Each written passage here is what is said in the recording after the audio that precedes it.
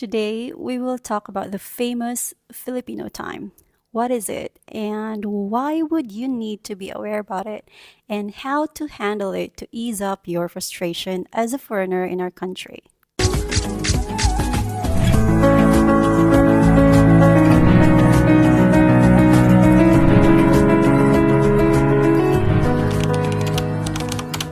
Welcome to my channel. How are you doing, guys? It's almost Christmas, and I plan to do some Christmas party for the homeless kids for Christmas. So, for those who want to contribute to my Be Kind and Do Epic Shit for this Christmas, feel free to drop some super thanks or buy me a matcha or Patreon membership, or you can click join below to support my cause. Let's make some cute little angels smile this holiday season. Depending on the budget that will come up for this, I plan to give them good meals, and if I could give them some individual gifts, that would be amazing. There will be only 20 kids total, ages 9 to 14. So, Filipino time.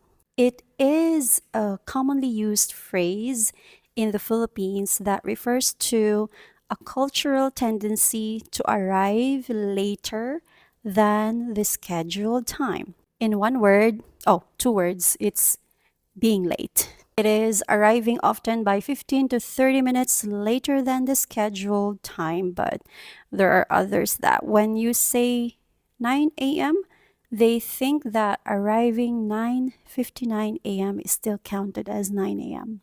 Yep. Sadly, that is something that you have to deal with when you meet with someone, including dating. But of course, not all. Me is very conscious about time and values the time as something precious. So I rarely get late. So, how did this Filipino time started? Let's talk a little about history. The idea of Filipino time did not originate from pre-colonial Filipino culture, where communities operated on natural cycles, sunrise, tides, seasons, rather than strict clocks. The stereotype of lateness developed more strongly during and after colonial period. So, during the Spanish era, society operated under a highly stratified system. Elites could afford a relaxed attitude towards schedules, while the common folks adapted to the rhythms imposed by the church or colonial authorities. This contributed to a cultural hierarchy of time. Some people's time mattered more than others. And during the American period, Americans introduced the Western style punctuality, class bells, office hours, transportation timetables. Some Filipinos interpreted this as rigid and formal, which clashed with traditional relationship based timing, creating a cultural mismatch. The stereotype developed when cultural values around time, relationship based versus clock based, collided with imported Western expectations. You can actually still see that now when we get invited to birthday celebrations, so we tend to be relaxed and it's okay to be late in this type of scenarios. This is relationship based, while at work is clock based. Rarely you can see a Filipino gets late to work unless it's in government agencies where they are not really strict with time. Some of them, not all. So, if you're going to invite a Filipino with business related intentions, mostly they will be on time. But if for informal intentions like catching up over coffee, some really tend to be more chill and be late. But still, as I said, this depends on a person because personally, I don't want the other person to wait for me. It just doesn't feel right to make the other person wait. Filipino time isn't unique. Many cultures have a relaxed approach to time as well. Let's take a look at Latin America, the terms hora latina or hora peruana describe similar lateness. Social events often start well after the stated time, and relationships are prioritized over strict schedules. Middle Eastern and African countries, time is often viewed more fluidly. Southern Europe, like Italy and Greece, there's more flexibility in personal and social appointments, though business settings tend to be punctual. The Western or Northern Europe and East Asia, like countries like Germany, Switzerland, Japan, South Korea, Taiwan, emphasize strict punctuality. Time is seen as a form of respect, efficiency, and social order. I will talk about India later. So, how are you going to adjust to Filipino time? Now that you know this, try to manage your expectations. If you're inviting someone over for a date, for a coffee, try to invite that person an hour before or 30 minutes before can also be okay. Like, for example, instead of 10 a.m., invite her for 9 or 9:30 a.m. She can arrive around 9:59, which is still in your 10 a.m. real expected time. You get me? But if it's business related, most Filipinos are on time. So with events, keep in mind that personal, friendly invites and event culture like birthdays, fiesta, house gatherings rarely start at the advertised time. The host intentionally set earlier times, or we call it the call time, knowing the guest will come later so you can also chill and feel free to be late in cases like this. What about the appointments and services? Haircuts, checkups, or government services may involve waiting, even with the set schedules, unfortunately. I am not proud of that, but in cities like Cebu and Manila, they are usually on time there. But when you go out of the city, the appointments are very flexible. I have mentioned in my previous video a hack that you can do in government office services. Check the video link above, the part 2 of this Foreigners Frustration series. You can click the link above or also below. When it comes to family and community life, Filipinos tend to give more grace to family members who arrive late. Like, for example, barangay events, community meetings, or church activities. Sometimes they start late due to socializing or waiting for more people. So, as a foreigner or alien or expats, you can either be patient or get mad when people are late. I understand that the Europeans and Japanese, they often confused or see it as unprofessional, while the Latin Americans or Middle Easterners find it familiar. And the Americans, they think it's inconvenient, but understandable in heavy traffic areas. Have you been here in the Philippines and experienced the Filipino time? Here's the thing, guys. I thought Filipinos are the worst when it comes to punctuality. But sorry, today I will reveal something. The Indians are worse. I was there for many years. At least with Filipinos, when it's important event, we are on time. But the Indians, in my experience, they are so much into VVIP thinking. They believe that the important people, the VVIP, it stands for very, very important person, have to arrive last, no matter who's waiting. I saw that in different occasions while in India, but I was still super surprised that happened when I was in Taiwan in an event that involves Taiwanese big shots and celebrities. So there was an event in Taiwan sponsored by Taiwan Technologies like Acer, MSI, Asus, and I was one of the bloggers. I miss that time where I got compensated to travel around Asia and write about the different gadgets. And the gadgets were also included as freebies for us. But yeah, anyways. But oh, by the way, is there anyone out there who is hiring for a position like that? travel, vlogging, and get compensated. Ah, that would be amazing. So, I had experience with big companies traveling around Asia to do some blogging. That time is not vlogging yet. It was blogging. It's B. So that time it was article writing on their website. So we went around four different countries for free and with allowance. We went to Vietnam, Indonesia, India, and the last destination was Taiwan, where we did the final program with our technology sponsors. That was a huge event because there were government officials and celebrities from Taiwan and other countries. That time, Philippines was not included. I was actually representing India. So the Bollywood star, I will not tell who, she was so freaking late. Like, really, almost an hour. All the guests arrived, all the celebrities arrived, all the participants arrived. And everyone was like, where is she? I was so shy because I represented India at that time. So, yeah, I think the Filipino time is manageable compared to Indian time. So, back to foreigners' perception on this Filipino time.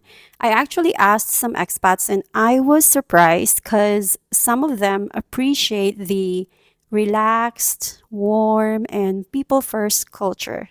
They said it's less rigid, it's more hospitable, they feel more flexible. They see that Filipinos aren't being rude. And of course, there is the other side of the coin. Some expats see it as disorganized, unreliable, unpredictable, no respect. You know what else. Is Filipino time fading among younger generations? Yes, in many ways it is. The younger Filipinos, especially the Gen Z and millennials in cities, tend to be more punctual than the older generations like me in the 40s and 50s. And I think also because it has something to do with the following things: the digital tools, they have the navigation apps, the ride hailing services, the school portals, and time tracking apps help them plan better. We didn't have that during our time. They also have the school and work culture. The school is more modern and multinational companies emphasize strict punctuality. Gen Z grows up knowing lateness has consequences. And of course, the exposure to global standards through social media, K-pop culture, anime, Western work habits, and international travel. Young Filipinos see how other cultures value time, and many adopt these habits. And also, the remote work, online meetings, and time tracking apps force punctuality. And also, something to do with social identity. Some younger Filipinos view punctuality as professionalism, respect, modernity, being goal oriented, and they take pride in breaking the stereotype. Overall, the long term trend is toward increased punctuality, though it varies depending on the place, the class, and the age. So, if you're a foreigner who design events in the Philippines, how to design events in the Philippines to run on time?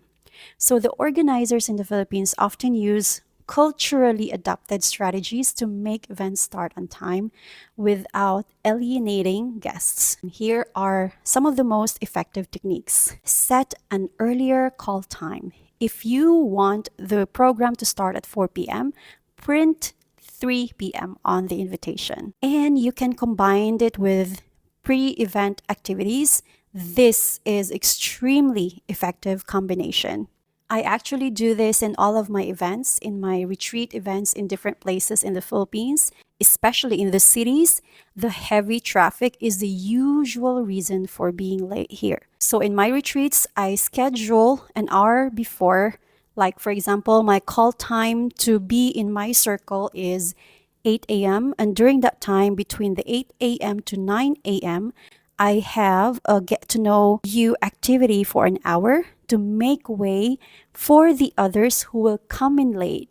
And when they come late, they can see that I'm already starting as we are already in the circle having an activity. But the activity is set to just be an icebreaker. The real program, like the meditation, cacao ceremony, I start an hour after. It is very, very effective, guys. And no participants were left out due to that. Also, I highlight in big, bold letters that I expect them to be on time. It usually works. So, pre event activities in any types of celebrations could also be like registration freebies, social photo booth, raffle entries for early birds. Filipinos are more likely to arrive early if there's some fun activities for them to enjoy before the main event. I also do incentivize punctuality in all of my events. So my students already know about that. So they compete sometimes who would arrive early to get the surprised item. Positive reinforcement works extremely well in Filipino culture. How Filipino time affects dating and relationships. Time has a surprisingly big emotional impact in Filipino dating culture, especially if the other person is from another country. So, of course, first impressions, showing up on time or late on the first few dates sends strong signals. Punctual partner seen as serious, respectful, and reliable, and habitually late partner may be seen as casual, non-committal, or not putting in effort. Here's the thing, guys. We have this what we call the waiting culture in romance. Sometimes, not all the time, okay?